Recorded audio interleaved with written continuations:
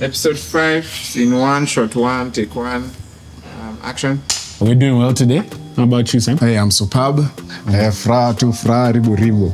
You know. The things that matter for me the most when I want to date someone, we have to get along. First and foremost, before anything else, we have to click. There has to be that energy, that connection. Then you build from there. How about you? For me, it's about respect. Mi uangalia kadem ni respectful. Unaweza tell na vitu anadu. Vitu venye anaongelesha mamori wake nini. So you click. Na venye tu ana behave. Behavior pia ni ya maana mbaya. How we built our friendship was very exciting at first because we didn't get to speak till we had breakfast. So we started bonding from there. We had small conversations and we noticed that we have similar interests. So yeah, and we also know a lot of the same people. Yeah. What you want to know about my job? I also work as a club host. So my work is to create awareness about the club and I get to be there and to be part of it. So I was at, shall I say the name? I was at Gemini. I was hosting Gemini yesterday. So yeah. What time I got home? I got home at around 2 a.m. And to be honest, it's not an easy job. Like every job has its own pros and cons because there's nothing bad as you call your friends and they don't show up. So you end up being alone. But we're grateful for bosses who understand such bad days. We call them bad days. And is it a deal breaker? It depends. If you have a partner that understands, I feel like that will not hinder you that will not make you want to give you reason or to think that I'm doing something wrong because I'm just working. So, yeah. Two physical features in a man for me would be he has to be taller than me, at least 4 feet. 4 inches. 4? 6 feet. 4. What are those? If you say 6'4", what's the 4? Inches. Feet. Huh? No, it's 6 feet. Just a thing. No. If I'm 5'5", he has to be 5'9" going up. And also dark-skinned. Yeah. I think for me also he needs to be tall, a good smile, and he's clean. Like he knows how to dress. That's stuff for me. Yeah, and smell nice. Yeah. Of course you can be clean and smell nice. Yeah. You can be clean, but you don't choose Dio. Me like meaty, fleshy, bubbly. Mdem ako na nyama. Since I work out, I don't want a small lady because kubwa na ndogo zinavunjana. Wacha tukue tu kubwa. I love my women curvy, you know, and gorgeous. Closest girl that we have here that's close to my criteria. So for here, hapa star sema ya fleshy, but ndasema Georgia is good, but Nyokabi takes the face. I think for me, Georgia, but I would say I'm like the vibe I have with Comfort. So, yeah. Out of the 4 gentlemen that we have, will I be wrong if I say none? Okay, for me, none, not yet. Yeah, I'd say none also. But maybe Ted, because he's dark-skinned and he's taller than me. But the rest, no. Yeah. No offense, guys. Yeah. All love. Yeah. Who can I go on a date with? Ted. Definitely Ted. Plus, the others seem like they're younger than us. Yeah. So, Ted, yeah.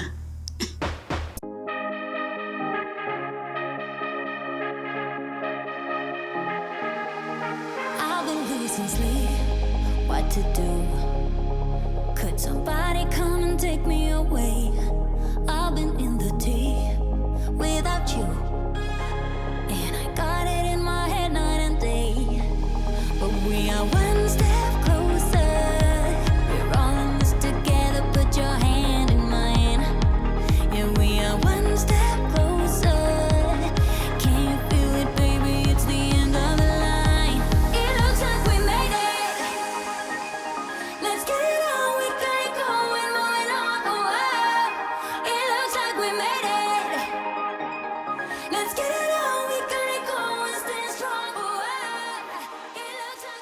It's episode 5, baby.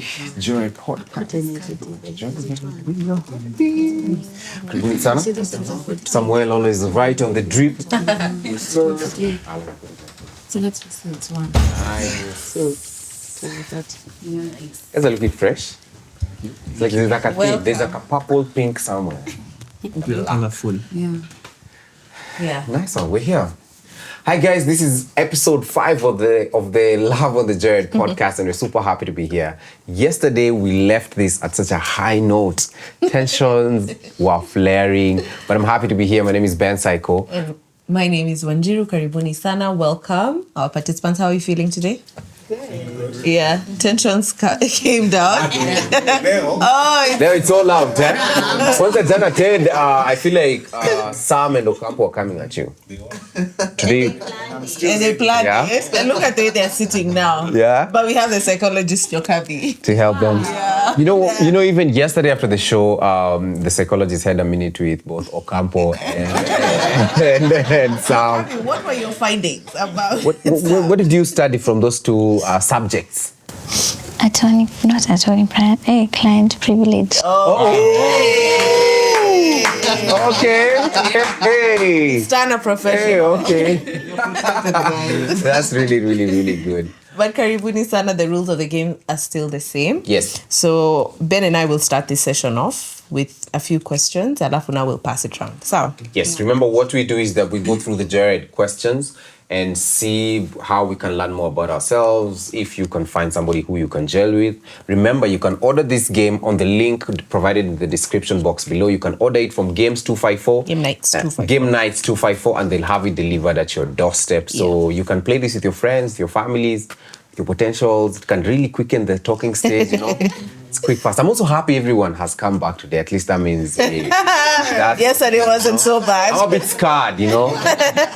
But we move. Yeah. Okay, so are we ready for the first question? We are ready. In your experience, does less money mean more arguments? So the broker we are, the more we fight. Always angry. Let's go, Sam. Some start us off. And in your experience? In my experience? Yeah. Me have been broke, and we've always fought with the girls. So The girls. Like, so when you're broke, you're still having like dating like multiple. No, I don't. Let me say girl with a girl. Okay. So I think there is anger when you are broke. So brokenness brings anger. And when you're angry, you're hungry. So the lady is always hungry. Is the anger from you or from them? Or both of you? From me, it's because I don't have money. From her, it's because she cannot eat my money. Have you had a scenario that's happened to you? No, where she cannot eat my money. They always have money to eat, eh? Yes. Nice. From this side, Ted? Comfort. Or comfort? Comfort start us off. Yeah, I agree with him to some extent, because if you don't have money, there's so much that you're mad about. You're mad at everyone. Alafu also, I don't think you should be in a relationship if you don't have money. Really? Yeah. And she said what she said, part. What happened to people just going through thick and thin together, figuring out stuff? Okay, together? no. Like our maybe parents. if the money goes after, it's fine. But No, I'm saying when you're it's not being there. Aye. Just stay alone. Try Until and you get money. Yeah. Zanita, The relationship is happier when you have money. That's for sure. So you can't start with someone who doesn't have money. yeah. From scratch. Two broke people. Yes, What you are will you figure guys out doing? life together. You want to be to have money, but you don't have money. No. She just said two broke people. That's what I'm We saying. both have to But you have can figure it out money. together. Together. Eh? Okay, Together just have a fine, little. together Start with a little, not zero. Like We're we not have to working with start bigger. potential. Let's say, for example, you guys just left campus together. None of you has a job. It up. It's probably a bed sitter. Alone. Just stay alone. And you Get your build money it up. right. Yeah. all of Yeah. But you love. Which if you love somebody at this point? Tell them, Aki, babe, I love you, but let's just get money first. Okay. Samuel, what do you Have you think? been in such a situation? Comfort. No, but that's what I think. Okay. Yeah. Samuel, what do you think? As we all say, the enemy is poverty. Okay. So ukiwa una do unakuwa na stress. and you'll project that to your partner. Exactly. So after to do kwanza, you bring something to the table. So nakulizanga, what do you bring to the table? You bring money and love. Story moto. Huh? Tutakula story. Tutakula story. Tule vibes and inshallah. Vibes, you know the vibes. Yeah, that's enough. Random stuff, yeah. So Samuel, you're also of the idea that if you're broke, don't date. I think it will bring more problems to your life. So just figure your things out kwanza, and then you can start dating someone. But isn't it harder to find someone legit when you have money? Yeah, because me actually the first time nakujia najifanya tu niko broke mbaya. Ile tu reaction yako. But just money. Kuwa na job inaleta something. You know, as you go up, you find people who are on your level also. So it's better that way. I don't think up and down it's necessary for you to. Hata say staki. Faith, what do you think? Okay, for me, what they have said is true. Like when you don't have money, the stress inakuanga mingi, and also you unajipata tu uko bitter for no good reason. And unajipata tu nakasirikia watu, or maybe you act venye hata uelewi mbona una behave venye una behave. And kama ni story ya kudate, like getting into a relationship with someone who's broke, I mean, okay, for me, I can't consider getting into a relationship. You can consider to grow with somebody. Yes. Wow, that's good. At least that's different. Zanita, what do you think? I feel like when you're broke, it just comes with so much anger, and you wouldn't want to project that to your person. For me, I can't date someone, but don't be broke and you do not want to hustle or look for it. You know, there are people who are comfortable with their situation. I cannot be the one who's working and you're quite comfortable, yet you're not making any money. If you have effort, if there's effort and you're broke, that's fine. But not zero, not... Potential. You can do potential. Date for... Yeah, you can date for potential? Yeah. Ukwena. With a bit of money. Yeah, with a bit of money. I just don't want you to just sit around just because you don't have money. You feel pity for yourself. Ati yo sina do acha tu nikae, God ata provide. Do not put him in such situations. Also work. Because if you don't work, you don't believe that money is just going to pour on you and just come and rain on you. The work of your family. Yeah. Teddy. I feel like they've covered all the points. I agree with them in terms of you should still be able to date, but with a view to getting better, getting stuck in that bread. So, yeah. So it's okay. Would you date a girl if you're broke, or have you ever dated a girl when you're also broke? Sorry. So the thing is, I think getting to a serious relationship is where the problem lies because of the things everyone has said. Utaleta tu mashida, mtakuwa mmejam tu. So you can date around, but when you get into a serious relationship, I think you should be stable. So when you're dating around, you don't go out on dates. So you're going, that's what dating around is, going out on dates. With what money? When we are talking like go dates like a burrita. Yeah. When we are talking yeah. Come on. Uhuru Park now has been revamped. It's looking really nice. Uhuru Park for date. See, we need to eat. Simtakula mahindi choma. Guys, I'm just kula chipo za Sanford. Comfort you back on supper. Nyokabi, what do you think? It's the friends. He's a lover. I also agree with them. Dating being in a relationship when both of you don't have money, it's a bit tricky because you'll have more arguments. Because you're angry, you're bitter, it's just not possible. So don't date when you're broke. Well, yeah. One can be broke and support the other. And then, yeah. Would you date a broke guy if you had the money? Itakuwa normal, itakuwa kidogo tricky. You're not a charity. You're not Kwa ground vitu ni different. Kwa ground na vitu ni different. For me, actually, I think it depends. For me, actually, siwezi date mtu kasi na do personally. That's for me. Because sasa tutambiana nini. Man should provide. So like a dem anakulike akona kila kitu. Mr. Siwezi kula do ya dem. Like it's so hard for me. Hiyo tu ni nini. But maybe uko mbele ikinuka nita consider. But I think it depends kwa sababu pia nimeona wasi wako kwa relationship. Kiangalia msako Kibera wanaishi pamoja as long as jioni kuna ile sukuma ugali. Yeah. Alafu unakatia dania juu inaleta hiyo utamu fulani. Inaleta flavor fulani.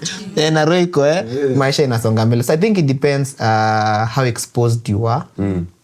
Kama wala so get to watambui. Life inakuanga I think so different from the rest. So yeah.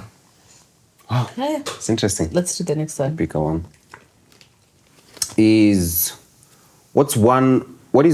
What is one of your bad habits that you wish your kids don't pick up? Sam. Sam umechagulia. Sam. Where do we start, Faith? Ngianza ile side. Tulianza na side. No. We are starting with you. Starting with Faith. What's a bad habit you have that you wish your kids never pick up from Faith? Okay. I feel sometimes wanna procrastinate sana. So that is one thing I wouldn't like them to do. I would like them to akitaka kufanya kitu wewe fanya tu. Kama ita work out, work out, na kama haita work out tujue haije work out. Like don't procrastinate on it. Yeah. Lazima work. Zanisha? I think my anger. Lazima work. I think my anger. I'm very quick to, like, I get angry quite fast. Oh, really? Yeah, so I feel like they should not pick up that. Yeah. Sam? Me? Yeah. I have a couple, but I'll say two. One is isolating when you're going through something. Ningependa mtu wangu akuwe open na mimi. Second, I hope mtu wangu atakuwa mtu loyal. Mtu loyal to himself, to the society, to his lady. Are you saying you're disloyal? Because the question is a bad habit that you bad habit that you have. Cheating. That's it. That's you don't. That you don't. Amesema cheating hata ni mchokozi. Ningependa tu mtu wangu tu kuwe msela anine moja. Na kani dem tu usicheze mtu wangu. Asi? Uchali mwingine asicheze mtu wangu. Aha, okay. So how will you ensure that utamfundisha nini so that I think nitamshow life. I think a lot of from what I'm seeing now in the society, mademu wengi wanapotezwa sana juu ya do ama juu ya exposure. So wanapata machali wana expose to things zenye hawaja exposiwa, so to them inakuwa fun. So wanaitaka zaidi. So I think mimi nitazoesha mtu wangu hizo vitu. Okay. So that chali akikam anamwambia hizo vitu nimezoea. Daddy alishanifundisha. Okay, cool stuff. Ted. I'm still thinking. That's Comfort. I think I'd say overthinking. I don't know if that's a traumatic response or it's a character trait, but that's the one that I can think of at the top of my head. Overthinking for sure. Just chill. Things will be fine. Relax. Yeah. Samuel? I don't know if mine is a bad habit, but I'll call it perfectionism. I like things being done my way. And sometimes unapatanga umefanya kitu, at the end, after you've put a lot of effort, you want to back it all. Unataka kuiregesha tena. So I would not like my kid to have that. Yeah. Yeah. Nice. Does it hold you back from doing things? Yeah, a lot. Because I want things to be done the way I want them to be done. Yeah. And sometimes I find inani affect. Yeah. It's like mko mmepangana Zanita viatu ni nini? Kuje na black. Randa sama. Ingeketi huko. What's one bad trait? I'm not a person who stands up for myself. So people tend to finyilia me because they know I won't confront and I won't stand up for myself. Wow. Don't worry, I'm going to be there for you. Okay. Let's go. Let's go there. What about you, Okapo? Najaribu kufikiria. I think also I'm a perfectionist. Like, nikiangalia so many, in terms even of visions, like sometimes I feel niko na this is something big I want to achieve. But because now I don't like have everything I need at that particular time, inasambaratisha, na nilikuwa nimeanza but nitafika mahali nione, nipige hesabu nione by the time nafika pale sitakuwa nimepata hii, so ina hold up. So naweza penda mtoto wangu a pick up like anything akona kwa mkono. If you needed a budget of 20,000 and you have 3,000, don't stop. Start. Yeah. Wow. I'd say my procrastination due to feeling overwhelmed. Like sometimes you feel there's so much going on, so do I start here? Do I start here? Do I start here? Before you know it, you just, and then you don't get anything achieved. And also poor communication. Yeah, I think communication when I'm going through something, like Sam said, You isolate. I isolate everyone. Oh, okay. And yeah. Okay. All right, you don't the deck of the cards. Start us off. My shuffling skills are not the best. Sorry. Kwa casino sasa ungekuwa umechuja. Ungekuwa jump kuza. Single people joke and say they reset their body count at midnight of the new year. In relationships, is there anything that resets at midnight? Or if you are single, does your body count reset? Sam? At midnight of the following year. Unaweza kaangalia saa. The first. Of every year. Yeah. No. Oh, every new year. Yeah. See, like the way you reset mileage is in Yeah, a car. in a car. Ushachaguliwa na Teddy Sam. So. Mi sidhani body count yako ina reset. Kisha pitisha gari ibomoke huko, ishabomoka hata itengeneze haitakuwa venye liko origi. So kuna kitu ina reset. Hiyo ni uongo. Are there things in relationships you feel like maybe now after New Year's, at least now, here we start on a clean slate? Like what? How you approach situations. Okay. Kuna maybe the past year you didn't do well. Maybe confrontations or such. So I think every year unafaa kujiangalia tumefanya nini last year yenye tunaweza improve na nini tumeimprove pia the previous year yenye ilikuwa ngori the other year. Okay, good stuff. Sama. I don't think you can reset a body count. Pita umepita. But you can approach things in a different way. Mwaka ikianza. So if ulikuwa unafanya hivi in the previous year, re-strategize and do things better. Yeah. Kiendacho kwa mganga kirudi.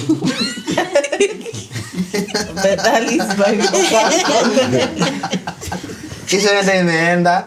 But at the beginning of the year as a couple, there is always a room for a new start. Yeah. That's what I believe. Okay, good stuff. Zanita? I actually support Sam. Hey. So you're going somewhere?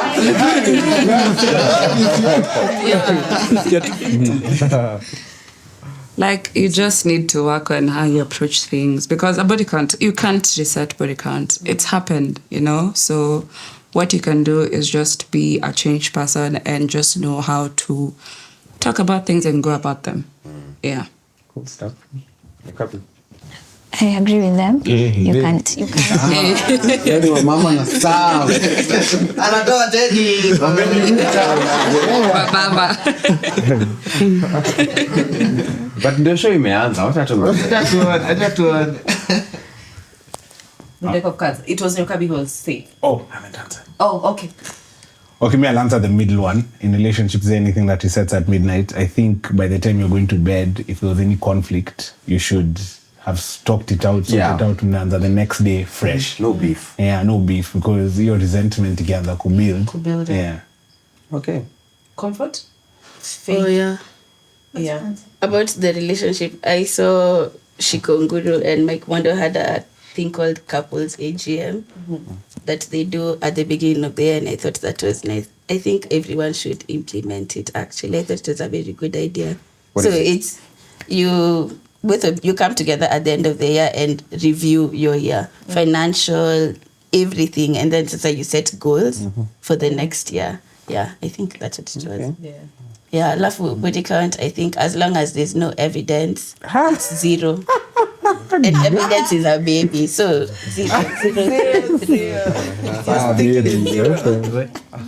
you're my first.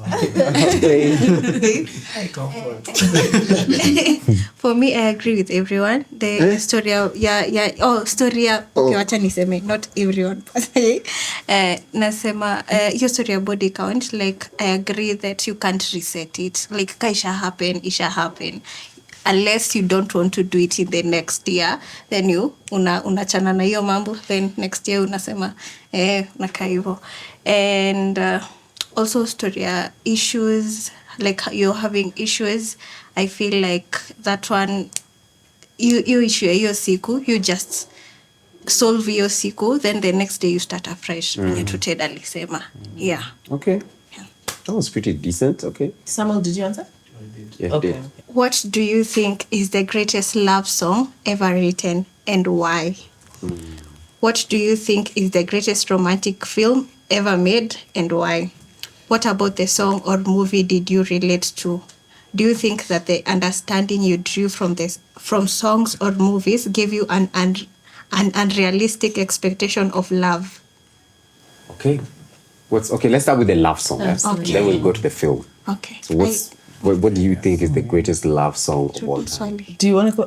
Nirudie swali ndio tujibu moja moja. Yeah. Acha tuanze na hiyo. Which was the love song? Okay. Okay. Can I check my YouTube playlist? Yeah, you can. You can actually. Just I have mine. Okay, which is yours? Comfort. Nomad, every day it will rain. That's mine. Oh, Yeah. Okay, okay. I know that. You don't know it? Everyone here knows it? I love song. It will Bruno Mars. Sasa Sam, unajua dijapama. Oh, I love that song. Yeah. Which one? Bruno Mars. Every day it will rain. Every day it will rain. Every day it will rain.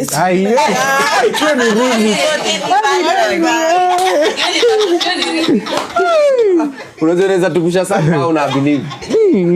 Ndio, asikizagi Bruno Mars. Okay. Ama unasikiza Bruno Mars? I don't feel like doing it. Sure. You ni gani? Every day it will rain, rain, rain, rain.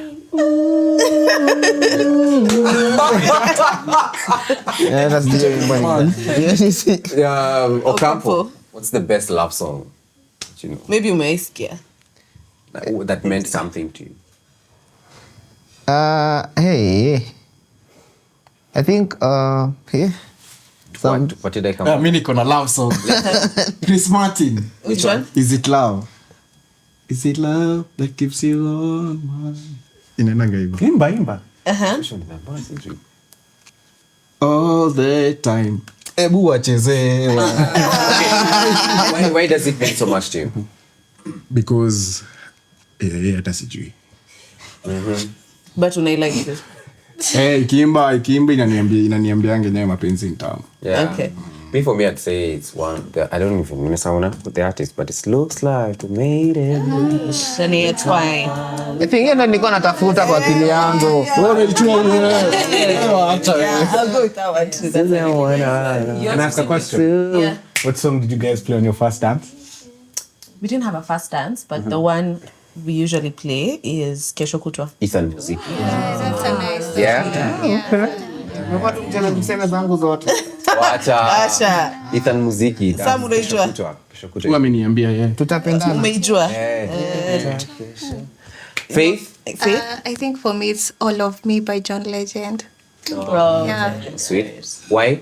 Eh? Why? I mean, you're giving your all your love. Okay. Yeah. Samuel. Oh, like Okay. I didn't expect that from you. Yeah. I find it really in a sending a message person when you're singing to the love of your life. Oh, that's really nice. Zanita, you told me your favorite genre is R&B, so you must have Catalog of favorite songs. like you can have some ugawi hata some. Sasa unaona amekwama. Nitakutumia playlist. Mine is John Legend, Conversations in the Dark. Tunakuchezea after this. Why You're not in control of the playlist. John Legend, first of all, he's a very great artist because he doesn't use any other vixen rather than his wife. He really respects. It's just like I feel like all his music is just dedicated to his wife. So that love is so beautiful to experience it through your eyes. Yeah. Okay. Ted. I think I can't pick one, but can I pick an album instead? Yeah. For me, Freudian by Daniel Caesar.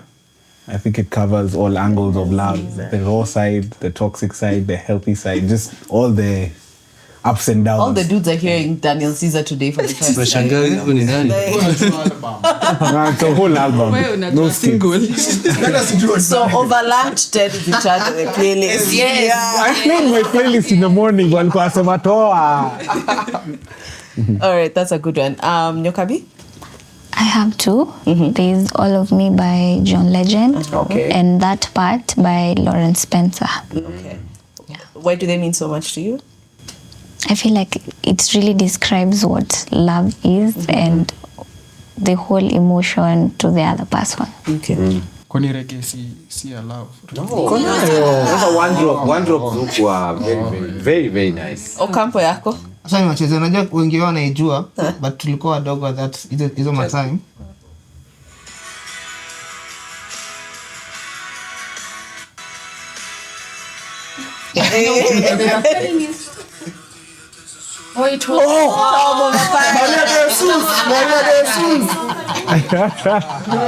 But do you understand what they are saying? You don't understand? Guys, niliconnect naye. Anaweza kuwa naimbia juu ya kuwa wasee. Hiyo alafu na ile ya I think waambie Alice Kimanzi. Yeah, pia hiyo. Oh, okay, I know. Nimeshapatikana na yule. Yeah. That's a really good song. All right. Our greatest romantic film ever made.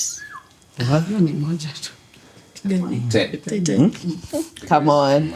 Okay, me, it's a rom-com. My favorite rom-com, The Proposal. I love The Proposal.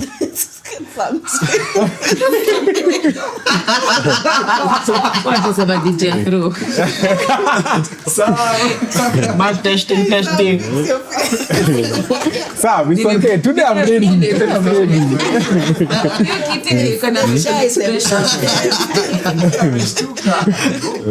All right, who else wants to go? Romantic film. I can go? Yes. Yeah, 50 First Dates. I think it's so cute that someone can take so much of their time to just to get to know you. I think it's so cute. So yeah, 50 First Dates for me. How many dates have you been on in your life? 50. 50? No. Someone? Mishasema tu Titanic juu mi si fan wa romantic films. Okay. I think for me before ipotee ni All American. Kuna ubo anaitwa Spence. Hiyo najua. Spence na Olivia. It's a series. Yes. Sports series. Yes. Sports. Iko na mapenzi Romantic. ndani. Kuna watu wanapendananga kwa hiyo series. So is that a romantic film? Sam, what's your favorite romantic film? Why? I'd say comedy fulani inaitwa Kevin. Wanaume wengine wanne wanapotea. Okay, Hangover. Hey, that one. Ni comedy romantic. Ungemruka, ungesema si Who atasema 300? Kasi hiyo sijui ni romantic film. Hiyo si romantic. Ama The Wedding ya Kevin Hart. Hakuna The Wedding? Where to show? Ya best man. Anakuwa best man, anahayariwa. Hii basi sijui romantic movie. That's okay. That's fine. Nyokabi? Cream. Titanic. Kuna Titanic ni mapenzi. Kuna tu. Sink. Ani ya kufight. Si walipendana after. Hata ni wimbo. Faith. I can't think of any per se, but Neza mention moja, maybe ni umewatch Purple Hearts. Purple Hearts. Yeah, Purple Hearts is a... Okay. Sama hata wingu la moto. Huwa hata ajui hata yeye. Gani hiyo? Wingu la moto. Uko peke yako. Unajua. Wewe uko peke yako, mimi nimesema yangu si misuri. That the understanding you drew from maybe the songs you've mentioned or the movies that you've watched gave you an unrealistic expectation of love. Mine was realistic. Which movie did you say? No, I didn't say movie. I said the song. looks like still the one, because it's looking back at how, like we started, we were so young, so green, so broke, and just look at us. Makes a lot of sense. Look at you. Umesema film again? This film hata by the pia miss watching it. At least. Niko outside mbaya. Wife ndo anapenda. I've watched a couple, but I keep forgetting them. She doesn't make you watch them. She does once in a while. Do you finish the movie? 5,000 years. You don't finish. There's some that are sweet. There's some that I can go, I'm like, okay, this is nice. But I'm just not a fan of romantic movies. He doesn't finish, guys. His leaks. Yeah, it's so annoying. I mean, you guys. Mkasirisha bana, wacha kwenda. So, did they give you guys an unrealistic expectation of love? The Titanics, the Hangovers. Either. The movie or the song, like the album you listen I think the by album Caesar. give quite a realistic representation. Okay. Yeah. But he's a new age artist, right? He's how new age is from when to when? Like New age is anything from 2014. Yeah, he's new age already. Yeah. Because R&B So I feel like officially he has a died lot in of influence 2013. from what? Yeah. Some? From reggae, Smarting, yeah. from reggae I'd say yes. Inakonga really. Wanaongelanga vitu ziko. Vitu real. Yao ongeleangi sijui nikupeleke wapi. Na kufikiria tu kula. We could never ever without you. By the way, reggae iko na mafans. Of course. Ocampo, Storm of Paradise. Realistic, huh? Lakini I think kwa Storm of Paradise nilituma nikafall in love mapema. Na ndo nikapitia yote ambayo nilipitia. But I think for me it was realistic. Okay. Yeah. Nyokabi? Niajua romantic movie. Niliona nikiwa sitasema nikiwa wapi. Miaka yangu itajulikana. But kuna yenye niliona tukiwa huko watu inaitwa kama hiyo Storm of Paradise. Don't mess with her name. Camila. Ama Marimar. What is that? Ilikuwa series. Ama in the name of love. Yes, iko. Uko na hiyo. La mujer de mi vida, ama hizo. Ni hizo era. The Promise. Kuna mtu pale wasipo. The Promise, yeah. Naona tukielekea tuende hivi hadi The Bold. Nyokabi was telling us. Did any of those songs or movies? They don't make unrealistic, they're very realistic. It depends with your perspective and your expectations. You should not expect so much that itakaa kama hiyo, but just tone your expectations down. Okay. Faith? I also feel like mine zote ni realistic. I don't feel kuna kitu yenye ilikuwa unrealistic in there, because it's something for the movie, it's something I can relate to, and for the song, I mean, who doesn't want love? And love is something that you experience. Na vitu zenye amesema kwa song, it's very realistic, so something I relate to.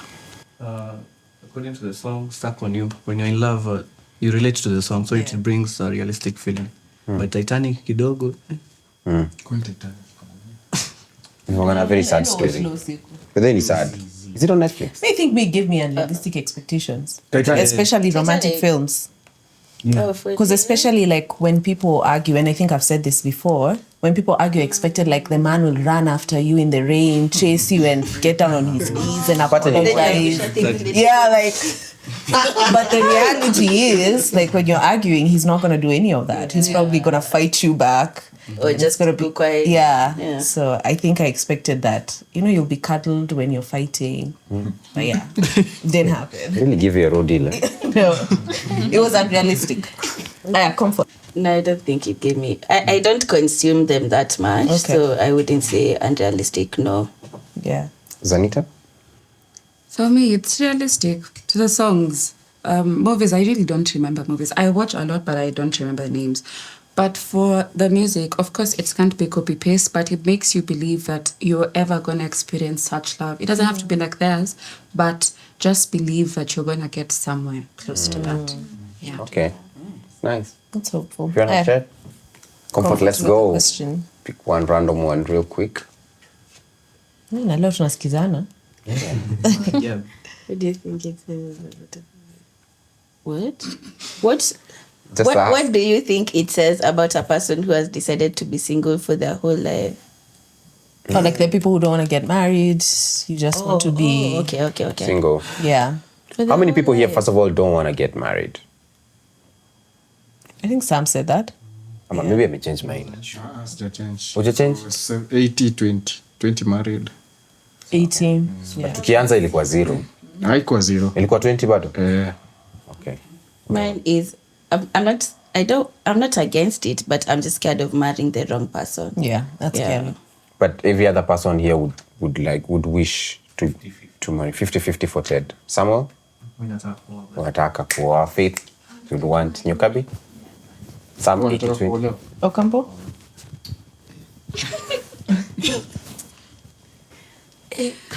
Tricky. 50-50. Pia nimeona ndoa zingine pia, but I think for me, if you get the right person, you're good to go. Yeah. So also marrying the right person will do for me. Yeah. Okay, at least now I can understand. Zanita? I want to get married. Okay. Yeah. So what do you think about somebody who says that they want to be single for the rest of their life? That's trauma. Like Sam who is saying that he wants... Like Sam now? Yes. Even Paul in the Bible As in didn't just get married. experience love. Don't, just because you went through a rough patch doesn't mean you have to. I'm not speaking to you, I'm speaking to the audience. Just speaking to people at home. Yes, I'm speaking to people at home.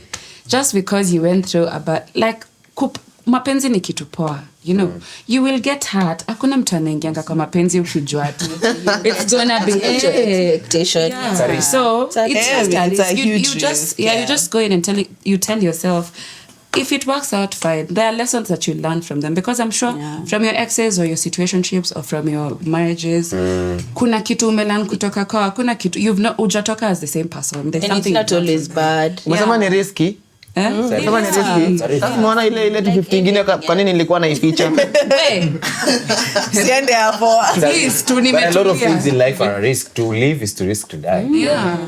So just experience it. Don't go. It's not a bed of roses. Yeah. Wow, I like that. Comfort. Umesema. Yeah. It's a red flag. I agree with her. It's a red flag. All right. Is it a red flag? Ted, you're 50-50. No, me, I understand why someone would choose not to get married. I think we've seen a lot of us, but we've been privy to a lot of bad marriages. We know how they can go. Loveless marriages, incompatible marriages, people who don't want to leave because of public opinion. I think millennials, kwenda juu, we're the first generations who we've decided we'll make our own decisions. But hata kama kuna pressure from families, utaleta mtu, I'll do it at my own time, on my own time. Yes, because hakuna haja kuforce, and then it's just sadness, anger all the time. Yeah, because trauma. So, you get through that trauma, you don't want to endeleza the cycle. Yeah. Samuel? I think I'll agree with my brother here. It's upon you to decide if you want to get married or not. I don't think it's a red flag. Oh, so you don't judge people who tell you they want to be single all their life? Where is she to maisha? Even females who tell you, like, I don't want to get married. Yeah, when do umeamua, it's a decision. Okay. Okay. Is that a deal breaker? Because you want married? It is to me. Yeah. Okay. Faith? Oh, okay. So for me, I feel like if you choose to be single, well, don't choose because of the situations that you've experienced in the past. Because now you think, maybe I will never find love or nini. Like, don't usichoose kwa sababu of those past experiences. Choose because you want to. Choose because you want to, and you feel like you can walk through this path of singleness when you're safe and you're at peace. Okay. And also I feel like some people choose it because, okay, kwa Bible, I feel like some people have been called to be single. I mean to celibacy, like just to live like that. So I feel if you've been called to that, you'll have the grace and the strength to go through that singlehood. Yeah. Sam, do you think you've been called to singlehood? I've not heard the call yet, even to marry. Okay. So mi nitasema, mi nakuanga curious kuniambia utaki kuoa ama kuolewa. So maybe unataka kuget mishako fiti ama nini. It says single for their whole life. Kuna wase wanataka tu kuishi kivyao. Kuna wase wanataka tu kuishi kivyao. But mi nakuanga curious kuniambia utaki kuoa ama kuolewa. So maybe unataka kuget mishako fiti ama nini. So maybe unataka kuget mishako fiti ama nini. So maybe unataka kuget mishako fiti ama nini. Kuna wase wanataka tu kuishi kivyao. kuexperience tu maisha kivyake ndo anapata na spend kivyake mpaka ishie. Kitu ingine nafikirianga ni kwani umeshindwa kubag mtu. But do you ask yourself that question because you're 80%? Mimi sasa najiambianga nataka kuspend pesa. Or your reason is because you want to. But pia failed marriages, the things. Bad marriages that I've experienced were so close. Okay. Do you believe like God is the one that gives you the right person? Because I feel like some people go to God to ask God to give them their wife, but some find them without going to ask God. And into that, I guess that's where the problem comes in. Because now you kind of will not get the right person. So, I don't know.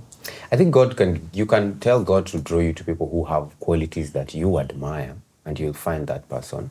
But when it comes to such personal issues of choosing a spouse, I think God wants that to be more of you. He will give you the wisdom, but you're the one to choose, not him to choose for you, you know?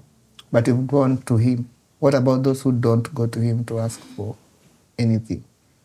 Anyone taka tu ukipata tu dem fulani ni huyu, like ujenda on your knees to ask God, hey, this is what I want, the qualities and everything. But the fact that you had a desire to have a certain kind of person and that person comes, then that means ni God amekupea, whether you acknowledge it or not. It's like whether you prayed to God to give you life tomorrow and you still wake up. It means ye bado alikupea whether you choose to acknowledge it or not. That's how I see it. I don't know if anyone has a different view. Mi uona, God atamleta. Uwe ukitaka kumchukua, mchukue. Ukikataa, so God atakupatia freedom ya kumchukua ama kukataa. Yeah. But atamleta. Atakuonyesha, inaweza kuwa huyu, so mnaweza anza through friendship. Tukayo, so ndio unafaa kujionea. Okay. Najiambianga God hakuforcingi kwa. Yeah. So atakuonyesha wewe jichagulie. Ukishindwa uende kwake umuulize kwa nini nipatia huyu. Atakwambia si nilikuletea huyu. Mwenye ulikuwa unataka. As you pray, I think you should also work on yourself so that you don't traumatize people's children. Yeah, that's true. That's why we even had that question yesterday, why Christians make bad exes. It's because people don't want to work on themselves. We want to think everyone use is a God problem, delegate that. and delegate that to the devil. The devil made me cheat. The devil made me hit you. The devil alikuwa holiday. You did that by yourself. You know? May I ask, did any of you go through a phase where you thought, I might not want to get married? Like before you met each other? Bro, me, I've always wanted to get married, like since I was a kid. Like even when I was in high school, when I would date somebody, I would always low-key picture, maybe this is the person that I like. Dating for marriage. Yeah, like I was so intense. Yeah, I was intense and it was weird. But I've always wanted to get married, have a good family, the usual, get kids, raise them well, be a good father. Yeah. We share the same with Ben, but as I grew older, just like comfort, you start getting scared of marrying the wrong person. Because especially as a woman, I think it gets even heightened, especially if you're a person who's ambitious, you're driven, you're scared of getting someone who will not fit into that or who will not be able to support that. So that now became a real fear for me. So I usually say that if it wasn't for Ben, maybe I wouldn't be married right now. It wasn't it really wasn't about getting married for me. It was getting married to the right person. Yeah. Because I feel like most people start out like liking love and wanting to get married. Then the realities of life hit. You start to get exposed to all those things, and then you're like, huh? Maybe not. It's not. Yeah, but it's also, you may not get a complete person. So it's also you're both growing and changing emotionally.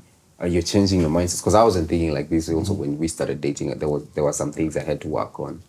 But the thing that I'd say is that the other person has to be willing to put in effort to work on some things.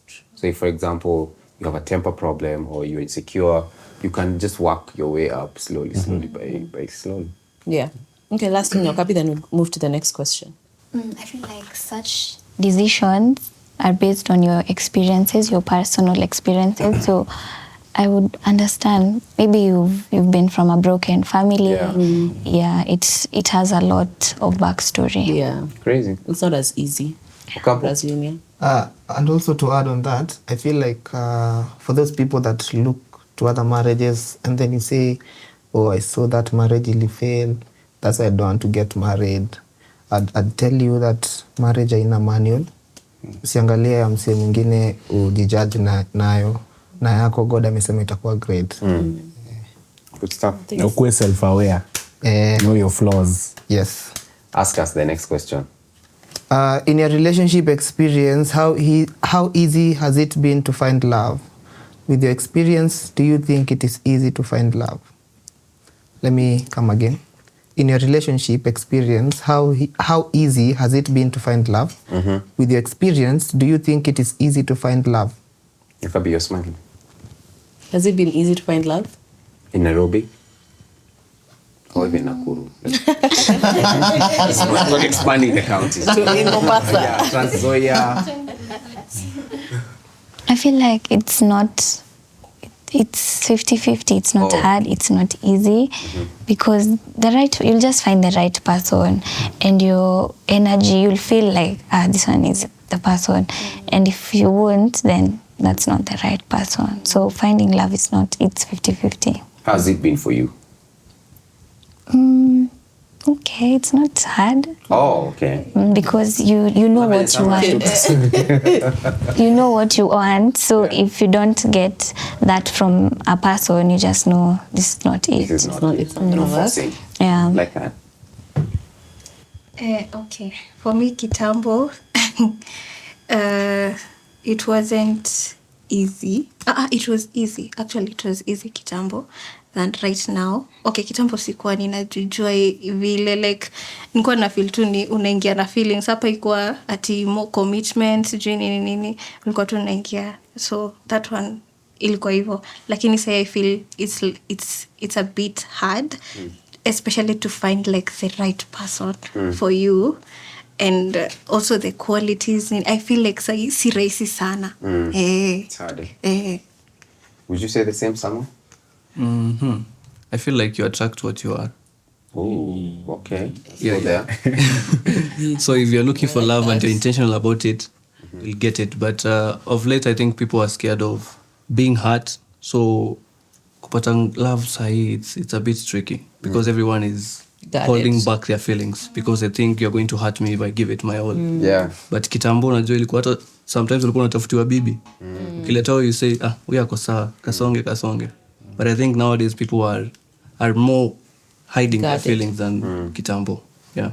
I like what you've said, that you attract who you are. You know. There was somebody who was saying, I saw a tweet, somebody was saying that we always want high quality people, high quality partners. But do we ever sit and ask, are you a high quality person? Because if they are high quality and you're low quality, they probably don't even want you. No? So I think it's one of those things you need to be analyzing, who have you been attracting? And then you do an analysis of yourself on that. What do you think? Zanisha? I feel like right now, for me, it's a bit hard right now because people are not genuine. They're willing to go down. Like, I'd give an example of people are willing to be in a relationship but with no terms. So we do everything that people do, like boyfriend and girlfriend stuff, but having a name to it, that's what they don't want. They don't want to define it. Yeah, they do. Yeah, it's like they're committed, but they're also not committed. So they don't want to take responsibility. Yeah, they don't want to take responsibility. So I feel like people are not genuine. So they're willing to. I feel like they're using people to be a placeholder. They're using you so that they can get their person. Yeah. Oh, okay. Then they make you fall in love with them and then they're like, who damn? What's wrong with you? Look at her. Why she calling me? Then you're calling me every day. Yeah. But now all of a sudden. Yeah. Life. Ted? What was the first question was, is it easy to find love? Yeah. I think it is, but you have to be willing to be vulnerable. Yeah. And then I feel like there's different levels of love. There's good love, there's healthy love, and then there's love. Because love requires effort. People just think you'll be in love and then everything will just go in. You know, effort to show that love, to appreciate that love, things like that. And then the second question was? What? Is it easy Is it easy? to find love? That's what I think. I think it is easy to find love. But then again, the quality of the love Is what? yeah. Okay, Sam. Me, I would say tasimama na Zanita. Hey. But to Mnasimama pamoja. tunalisema tutaenda mapema leo. Kila mtu kwao. So I'd say true love is hard to find. Mediocre love is easy to find. So mediocre love ni ile ya nakupenda for your vibes. Sitaki kukujua. True love sasa ni ile yenye sasa through thick and thin. Unapitia kenye unapitia, tunapitia kimoja. But hiyo ya true love ni ngumu. Mediocre watu watakupenda. Vibes venye unakaa, nataka tukukana, nataka kukudishi, vitu kama hizo. Utapata hizo rahisi. Easy come. Easy come, easy go. But true love is hard. True love is hard to find. Ocampo? True love is hard to find.